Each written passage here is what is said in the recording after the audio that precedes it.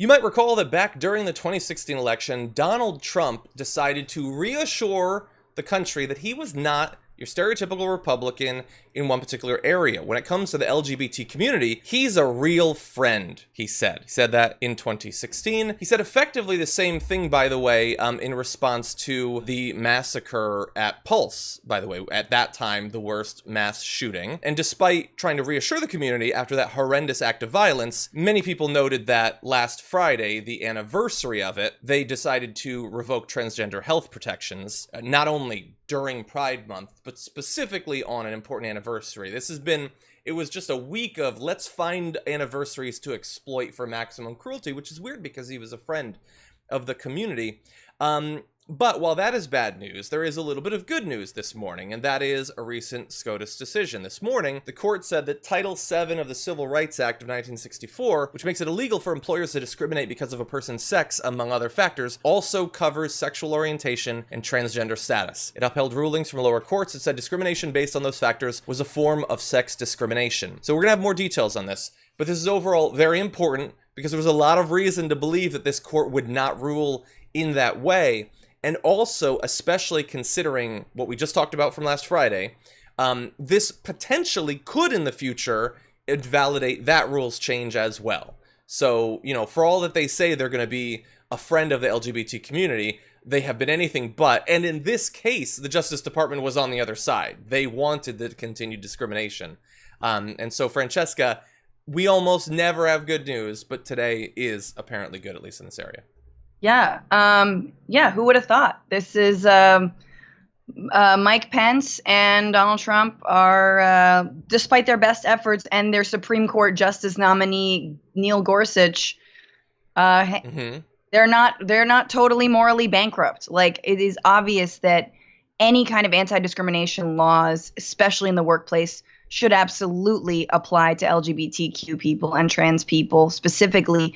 This administration's been so deliberately cruel to the trans community, whether it's military bans or whether it's just the bathroom BS that continues to be this trigger for the right for some reason, to stripping healthcare protections from transgender people, and now this. And I really hope that it's been long fought for, and I hope it's something that can be expanded on, because there is no legal way that you could discriminate against someone in the healthcare industry. And if there is, then that is even more of a reason for Medicare for all, because we should all be treated equally under the law, and no corporation should say that some sort of religious or, whatever, their bankrupt religion tells them that they should discriminate against queer people or trans people. Exactly. Yeah, and I know that we go over this over and over again, but it is 2020, and we have to be shocked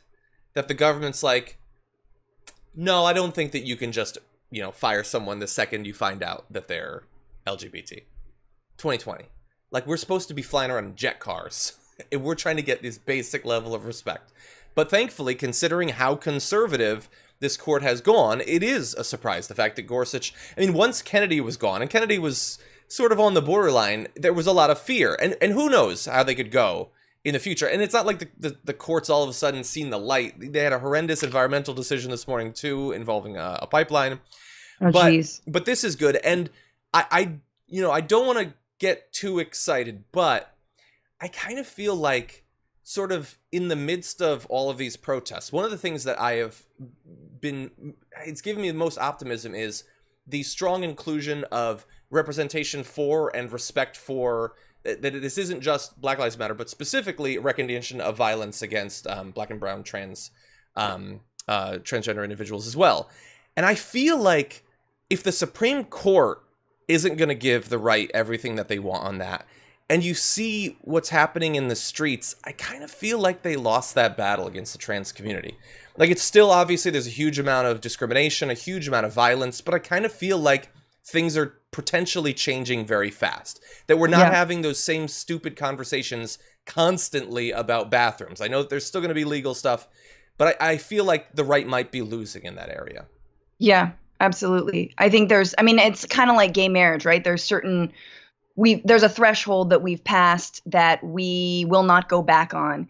And I also think it shows you're absolutely right. This is a moment where, especially the young people in the streets, I love Gen Z. I mean, you're adorable on TikTok, etc. I don't even know how to make fun of you anymore. All I'm saying is you have no tolerance, and rightfully so, for racist police and discrimination against LGBTQ people, and as it should be. And this is, I mean, the Civil Rights Act, under which, this ruling was passed in terms of how it does protect LGBTQ people, 1964. So it's like, and the fights that we saw then to get the Civil Rights Act are the similar fights we're seeing now in the street to actually ensure that it is so, that there is equal treatment under the law, that there isn't discrimination. Yeah. And it pains me, and yet it inspires me to know that, this is 60 years later that we're trying to make good on these laws that were so hard fought. And if you told someone back in 64 that it was going to take until the year 2020 to get equal protections and then some, I mean, it's a long time to wait. And yet sometimes history speeds up. And I think we're in that moment where history's speeding up, and all that groundwork that's been laid is actually going to pay off. So hats off to everyone who's worked so hard on that particular bill, and all the trans people who've put their lives on the line. Yeah. And I just want to say, like, for those of you who don't know how important this is, I think that especially transgender youth, especially if you're trans and you're trying to get a job, that the ways that being denied a regular job then pushes you into more and more precarious things, whether that's sex work or drugs, et cetera. It's just all ways that trans people are more criminalized because they're not accepted into the mainstream workforce. So this is absolutely a win for their protection. Exactly.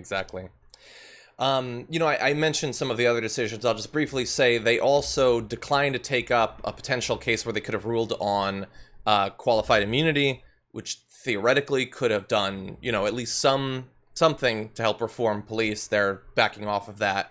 I guess they're not that interested. There are certain things that they're really interested. Like, for instance, I thought this was amazing. So we were surprised that Gorsuch sided on the side of protecting LGBT rights here.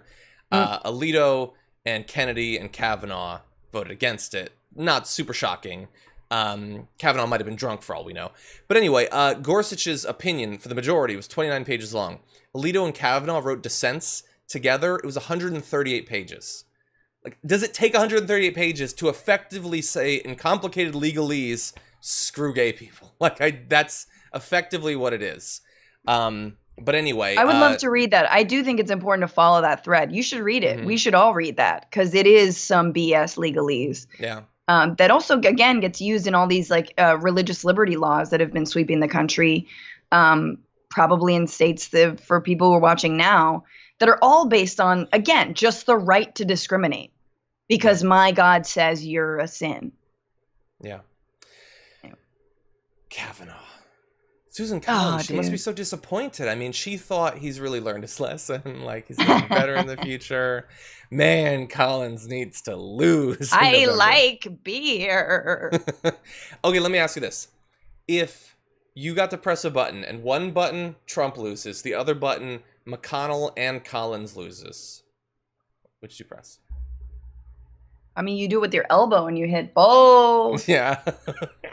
Yeah, it's like you're button mash. I guess that's true, but it would feel good. I would love McConnell to lose. Oh, that would. To see the sad look on his turtle face. Yes, no, it's true. If Trump had to win and McConnell loses, then seeing the next 4 years of just sort of like the moment in Wizard of Oz where the witch gets wet and it's like, oh, what a world, what a world, what a world. That would be fun. But 4 years of it is too much. That's true. And it's easy to my knee jerk would be like, well, okay, so let's say hypothetically the Democrats took over the Senate, then basically nothing would happen for 4 years, but that's not true. No, we'd go to war with Iran. Security together, and he would definitely take us to war. There's so much he could do. Yeah, what do you... Yeah. Yes. 4 more years of, let's just dig up everything and burn it. There would be 4 more years of that. No, it would be an absolute disaster. I take back everything I almost said.